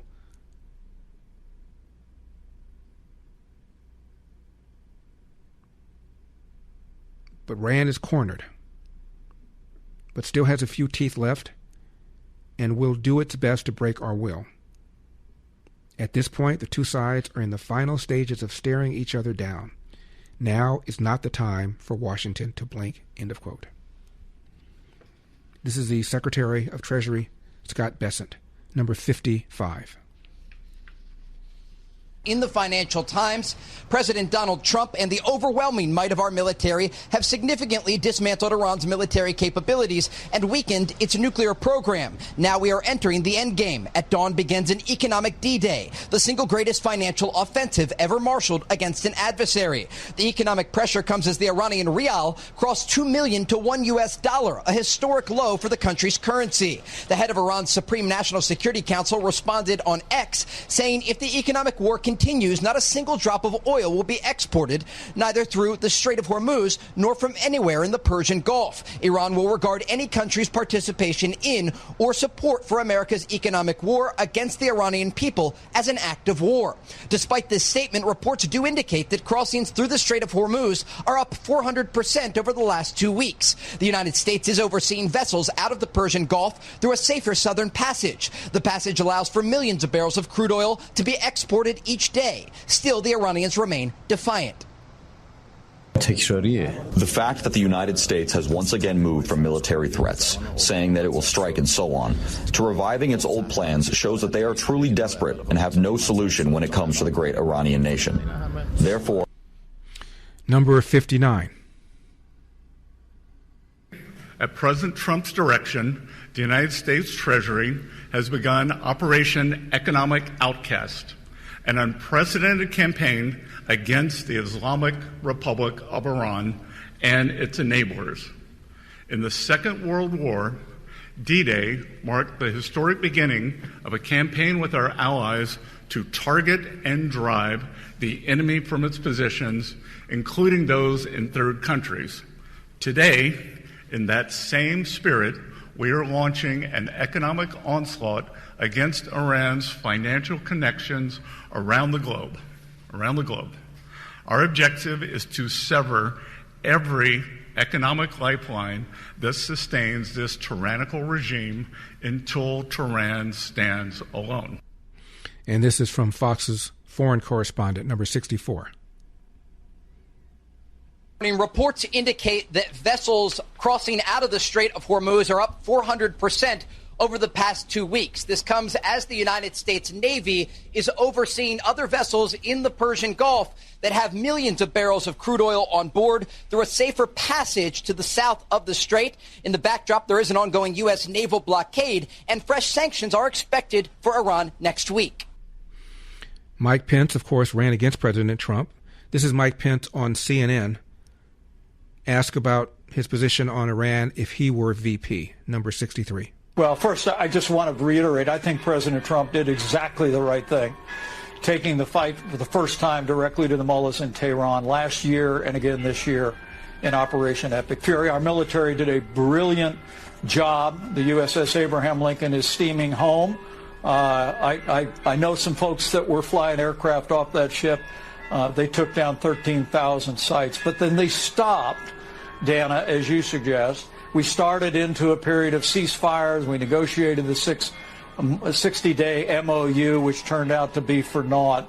And I think, as the president announced strong new D-Day style economic sanctions, it's going to be absolutely imperative that we keep the pressure on and that we keep the military assets in the region to be able to take the action that I believe is going to be inevitable. Look, you don't make peace with your enemy. You make peace with your defeated enemy. And the kind of rhetoric you heard from the president of Iran this morning proves that the Iranians don't yet understand that they have been defeated, the fact that they have been. But I think it's going to be essential that we keep the pressure on, keep the military assets in the region, because I think the time is going to come sooner rather than later when the president and our ally Israel are going to have to go in and finish the job. Secretary Bessent was asked about China and China's assistance to Iran. Will these sanctions apply to China for dealing with Iran? Number 60. Any of those institutions targeted here, is that something that is coming in this campaign, or is the very delicate trade truce with China something that could prohibit you from going that far and taking that very big step? We want to make clear here today that no one is above the reach of U.S. sanctions. That if they facilitate transactions and are part of the ecosystem that turns Iranian oil into money, into repression, they will be targeted. We find that the best way to engage with countries is through quiet diplomacy, and we are level setting with every country to tell them our expectations. We know who they are, they know who they are, so when the hammer of U.S. Treasury actions falls upon them, they will have no one to blame. Now, when it comes to supplements, two things matter most: that it works and you can trust it. Rather than just tell you about Relief Factor, we let our customers do it. We hear from people every single day whose lives have changed. We'd like you to hear a few of their stories. Rebecca was hesitant at first, but she discovered how easy Relief Factor makes it to adjust or cancel any time. Now she says her knee pain is better. She doesn't rely on other pain relievers. And she tells everyone it's absolutely worth it. And Rebecca is just one of many. For me, every single morning for my back issues, I stop taking Relief Factor, the issues come back. So I don't stop. Now, they make it easy to find out if you'll be the next person telling us Relief Factor is absolutely worth it. 3 weeks, just $17.76. Just go to ReliefFactor.com, ReliefFactor.com, or call 800-4-RELIEF, 800-4-RELIEF. 888-971-SAGE, 888-971-7243. I am Larry Elder. We are Salem News Channel. Now, you already know that groceries are not getting any cheaper. So let me help you save money somewhere else. Right now, when you go to sagewireless.com and switch, I pay your first month phone bill. That's right, 100% free with promo code SAGE100. Keep your phone, keep your number. Get a new number, even add a second line. You will get reliable coverage on AT&T's very same towers, just at a far more affordable price. And get this, a portion of every bill helps support food for the poor. It's on me. Go to sagewireless.com. That's sagewireless.com. Use code SAGE100 at checkout. sagewireless.com. sagewireless.com. Now, again, throughout the show, we've been talking about the fact that Trump gets credit for nothing. How about the fact that military recruitment is hitting record levels now in recent times? Why would that be?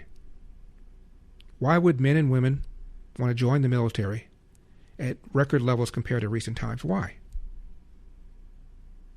A surge in patriotism? Recognition that people are going to be selected and awarded various jobs in the military based on merit, not based on race or on gender or on DEI? Shouldn't President Trump get some sort of credit for a resurgence in patriotism? This is comedian Red Skelton back in 1969, number 54. I remember a teacher that I had. Now, I went through the 7th grade. I went to the 7th grade. I left home when I was 10 years old because I was hungry. And I used to, this is true. I work in the summer and I go to school in the winter. But I had this one teacher. He was the principal of the Harrison School in Vincennes, Indiana. To me, this was the greatest teacher, a real sage of my time, anyhow. He had such wisdom. And we were all reciting the Pledge of Allegiance one day. And he walked over, this little old teacher. Mr. Laswell was his name. Mr. Laswell. And he says, he says, I've been listening to you boys and girls recite the Pledge of Allegiance all semester, and it seems as though it's becoming monotonous to you. If I may I recite it and try to explain to you the meaning of each word. I, me, an individual, a committee of one, pledge, dedicate all of my worldly goods to give without self-pity, allegiance, my love and my devotion to the flag, our standard, Old Glory, a symbol of freedom.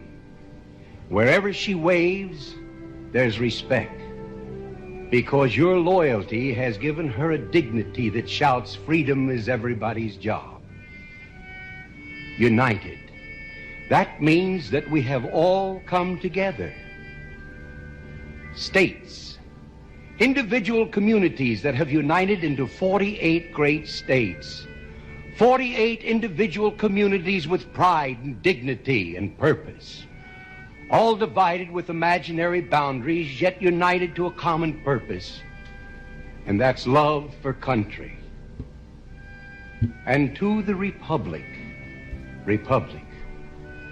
a state in which sovereign power is invested in representatives chosen by the people to govern. And government is the people.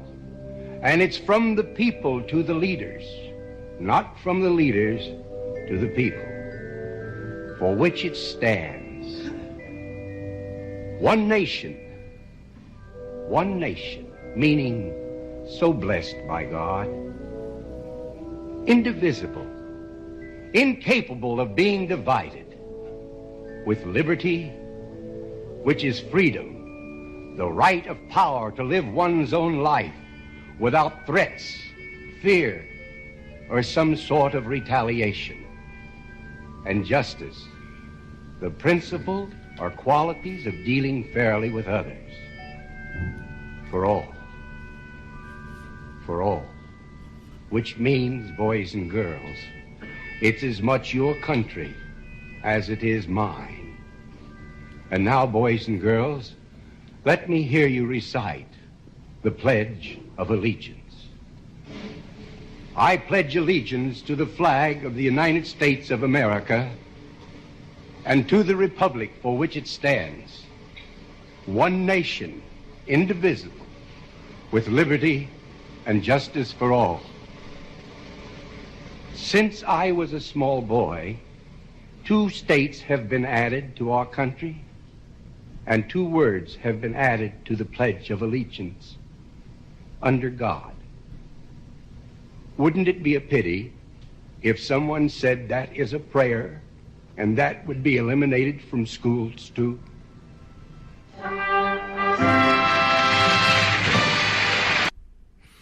Now, Hasan Piker said he wipes his blank with the Constitution.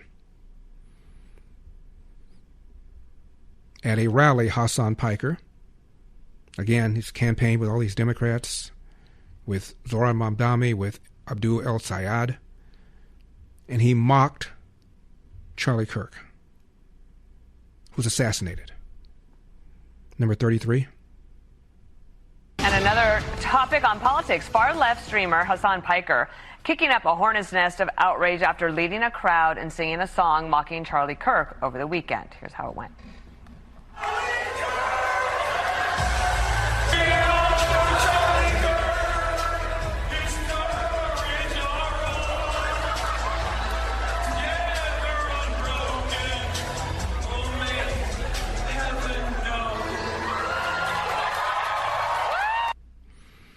That's just pathological. I've run out of words to describe this guy. I didn't know who he was when I had my exchange with him on CNN some time ago. We played it for you a little while ago. It's online. You can check it out. Government ownership of housing. And this mocking of Charlie Kirk came up during a panel at CNN with Scott Jennings, number 62. Well, I opened up my social media algorithm this morning, Maria, to find that the principal spokesperson for the Democratic Party, Hasan Piker, was leading a rally last night, reading a rally last night to celebrate the assassination of Charlie Kirk. That's so I love the recitation of the talking points. All of the energy in your party is behind a bunch of violent socialists who have taken over the messaging operation of the Democratic Party. And look, midterms are historically good for the party out of power. I wonder if Democrats are squandering their opportunity because they've outsourced all of their energy and messaging to people who want to fundamentally rip out the United States of America root and branch. Well, what they've done is they've created people who want to rip out America root and branch by this hateful rhetoric against Donald Trump that they know is not true. They created these people, and now they cannot control them and don't want to condemn them. Come back, Secretary of War Pete Hegseth had a response to Tucker Carlson's criticism. 888-971-SAGE. And Ayaan Hirsi Ali was confronted on Islamophobia. Stick around for that.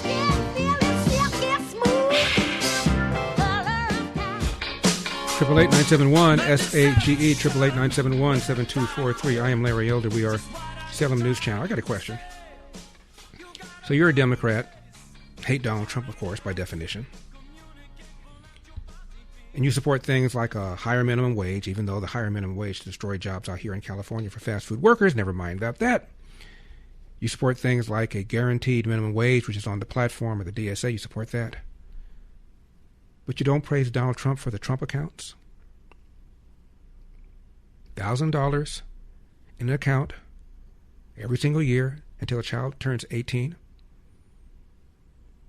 And you can put up to $5,000 in that account. Or it can go up to $5,000. Some employers are even matching it and doing it. But a guaranteed minimum income is okay. A guaranteed floor of a salary is okay. But guaranteeing $1,000 in an account for 18 years consecutively for every child whose parent decides to participate, you can't praise that. Gavin Newsom has. Senator Cory Booker of New Jersey has. Outside of that, if there's another prominent Democrat who's praised it, I don't know who or she is. Or they.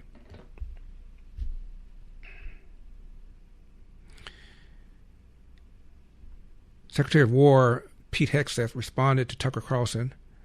This is back in March, number 36. In parts of the party, particularly from your fellow Fox News alum Tucker Carlson, he called the war disgusting and evil, and then said of unconditional surrender, which the president has called for, means foreign troops get to rape your wives and daughters. Have you heard these comments, and what's your reaction to them? We're busy executing on behalf of great patriotic Americans with a clear mission that's 47 years overdue, and we're going to execute on that regardless of what people say about it. Yeah, right here. Ayaan Hirsi Ali, who was Muslim, was confronted on what this person called Islamophobia. Here's a question. Here's her response, number 38. I would like to reiterate the thanks for your time here at the University of Austin.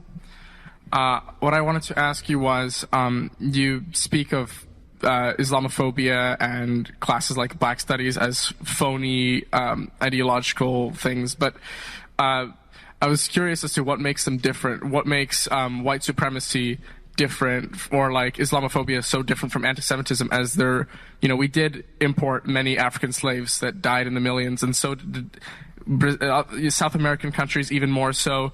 We did force Native Americans on forced marches and genocide. There are Muslims being massacred in China today.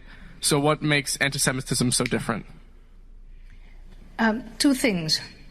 One is we have reckoned in America and in Western European countries, we've had a great reckoning with our past. We've addressed the fact that we engaged in slavery, we fought a war, we ended it. We had segregation, we had another major fight, we ended it. We had the civil rights movement. We brought women out of, and by the way, in fighting for all of those emancipations, the people who were heading these fights were constantly quoting from the Bible. They were believing Christians and they were inspired by their Christianity. So number one, we had that reckoning. Number two, anti-Semitism is the oldest hatred in humanity, and you find it, believe it or not, across the entire world. What made the West different after they nearly exterminated their Jews was to have that honest look in the mirror and reckon with what they did. And then those campaigns to end it. Islamophobia is a made-up word. It's made up by a political movement that wants to exploit and capitalize on white guilt to achieve its end goal, which is the revival of the caliphate. And the revival of the caliphate is to convert all of us into Islam, whether we like it or not. Those of us who refuse to do that, we will surely be beheaded. I'm sure I'm on top.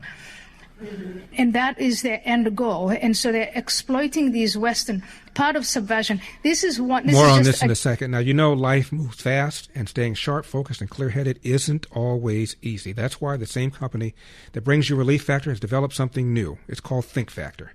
Think Factor is made to help you think clearer and perform better daily. It's a powerful blend of nutrients that unlock mental clarity and precision, nurture your memory, and boost your attention.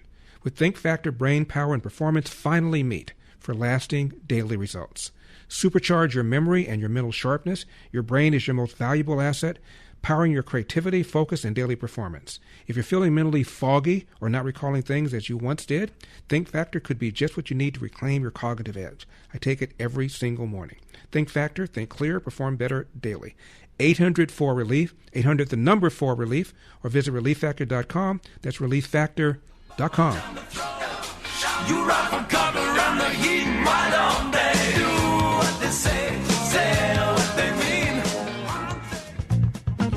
888-971-SAGE, 888-971-7243. I am Larry Elder. We are Salem News Channel coming to you from Relief Factor Studio. Don't forget your Relief Factor, 800-4-RELIEF, 800 the number 4-RELIEF.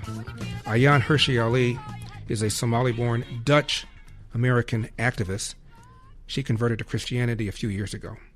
Here's the rest of her exchange with that student. The goal, and so they're exploiting these Western part of subversion. This is just a guest speech, but I wish that at some point someone here could start a lecture series on subversion, on active measures, on asymmetric warfare. That would get you interested in what it is that the Islamists are doing and how they've become so successful against these great nations with this incredible military and economic structures, and yet the Islamists are winning. Islam is spreading. They're doing better today than they were doing in 2001 after they hit us and we invaded Afghanistan. They've got Afghanistan back. They have Iraq back. They have Syria. And these Muslim governments are they're shaking in their boots. They're worried about what could happen to them because of the Islamist movement, and that's why the Islamist movement came here. And they're exploiting principles like freedom of speech, freedom of religion, freedom of association, and so on. And of course, these progressive movements that we have here, we've got to understand that, and we've got to become really creative in finding a way of preserving our principles. I don't want to give up on the freedom of speech, but on the other hand, on beating the Islamists at their game. Is there room for compromise between principles?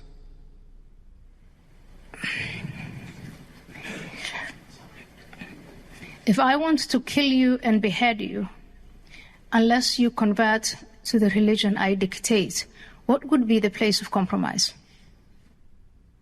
Well, I would not mind converting, as I myself am an agnostic, so have no faith. Have no established faith.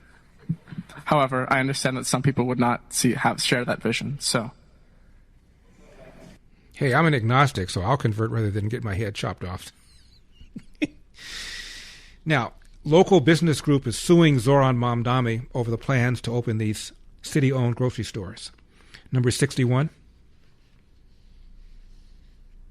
A group of about 15 minority groups that represent bodega owners are filing suit to stop your city-run groceries. They say that your city-run groceries, and I quote, are a direct assault on minority businesses by a mayor who claims to be a champion of the disenfranchised, poor, and working-class New Yorkers.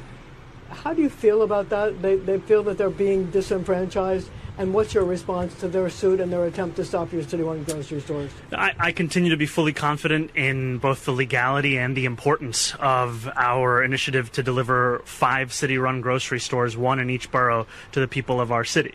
We are talking about a reflection of a cost of living crisis that has seen grocery prices increase by about 30% over the last few years. This is a group called the Multicultural Business Coalition. Supermarkets, grocery stores, and bodegas.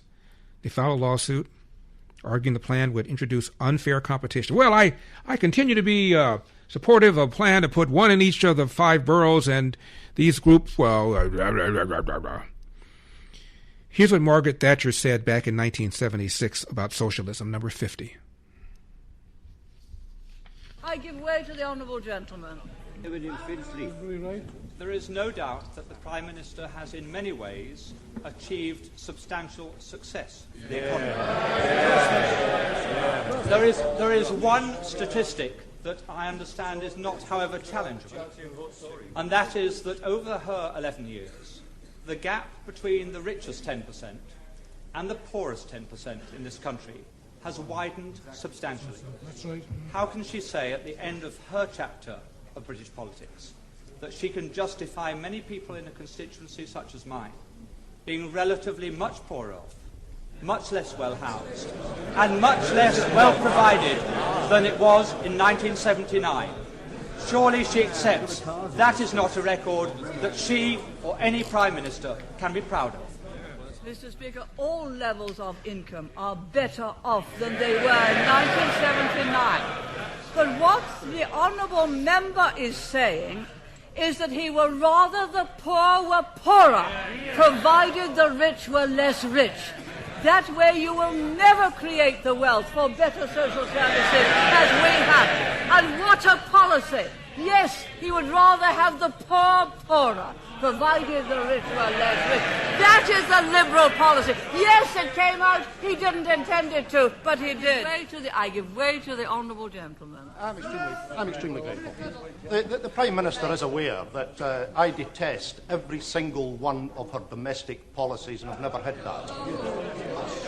And I think that the honourable gentleman knows that I have the same contempt for his socialist policies as the people of East Europe who have experienced it have it for theirs. I think I must have hit the right nail on the head when I pointed out that the logic of those policies are they'd rather have the poor poorer. Once they start to talk about the gap, they'd rather the gap was that.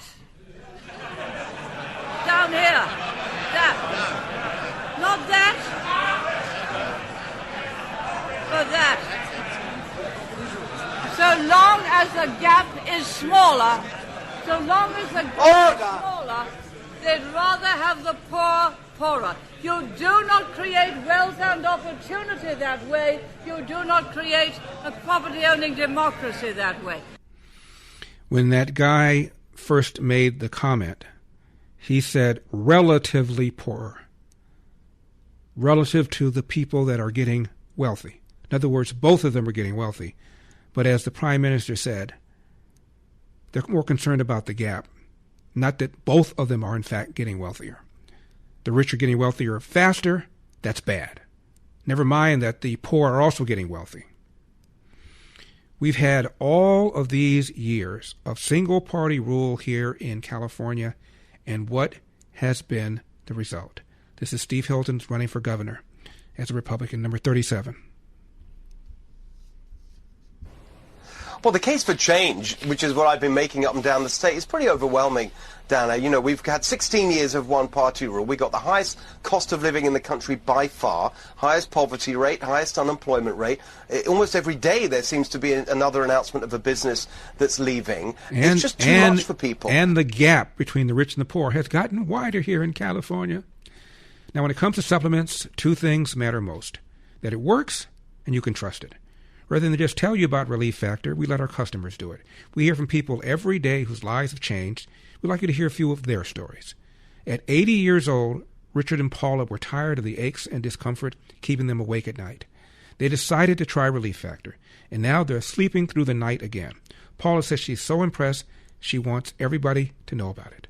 I take it every single morning for my back issues. Now, they make it easy to find out if you'll be the next person telling us Relief Factor helps you rest without pain and give you your life back. 3 weeks, $17.76. ReliefFactor.com, ReliefFactor.com. 800-4-RELIEF, 800-4-RELIEF. You have nothing to fear, do it. But when you feel your strength is low, a little faith will carry you on. Telling all the people to lay on in there. Do it. Lay right on in there and just do it. And one-party rule is just not the way you get good results. And I think people can see California isn't working. If you look at the polls, they're actually tightening. Right after the primary, the gap between me and Becerra was 25 points in the first poll. The next one, 18 points. We had our own poll that showed it at 14 points, and now we're hearing about a poll that's out next week where the gap is under 10%. So I don't know. I think that this could be one of the big upsets of 2026, and I'm certainly working hard to make that happen. 888-971-SAGE, 888-971-7243. I am Larry Elder. We are Salem News Channel. I really can't quite figure out how it is that these people who talk about affordability can't look at California, where Democrats have dominated this state for years, 20 years. Single-party rule, supermajorities in the Senate, supermajorities in the Assembly, highest gas prices in the nation, average price of a home twice that of the national average, massive gap between the rich and the poor that they purport to claim about, more homelessness than anywhere else, more illegal immigration than anywhere else. But this is a model that the Democrats want to run on. That, and of course, hating Donald Trump. This is Lee McGowan, a podcaster, who on CNN made an assertion that she could not back up. Number 35. It's like I am called a domestic terrorist constantly by my government. My president just stood at the State of the Union and said the Democrats are evil monsters who should be killed. If that person... No. The president did not say that. Wait a minute. Okay, no, you have to be accurate. He said, I will be accurate. Okay, Tim. For anyone to be killed. Tim, I'm sorry. That's Tim, I will be accurate. Yeah, the president never called for anyone to be killed. Okay. I just want you to be honest. I like you way too much to let me be that wrong. Let me give her... Okay, Tim, my point let's give her is, an opportunity to correct what she said. The American government is already... He did not say he said we were the enemy and we were terrible. Would you say that that is fair? I think he did say, he looked at the Democrats and said, these people are crazy. But Lee, he said I like you. I like you far too much to let you do that wrong. Right. You cannot say the President of the United States called for him to I was being hyperbolic and I apologize. Well, you have to be accurate, not hyperbolic. Go ahead and please finish because we have to go. My point... Okay, I was being hyperbolic and I apologize. He's a fascist, he's a racist, he's a Nazi, he's a dictator, he's a tyrant, he's Mao, he's Stalin, he's Mussolini. But I was just being hyperbolic. I so apologize. But he's disgusting. He's undermining our democracy. He wants to throw people in jail. But I was just being hyperbolic. Once again, you casually say BS like that, and you're going to train a whole bunch of young people who are clueless, who get their news from their smartphones, who don't read and brag about not reading, to buy into it. And then you're shocked when people like Hasan Piker become popular and you cannot control them. I am Larry Elder. Let's resume this tomorrow. God bless. What can I say? Mamba out. For Mike has been dropped all across America. That's enough. Put down the mic. The Larry Elder Show.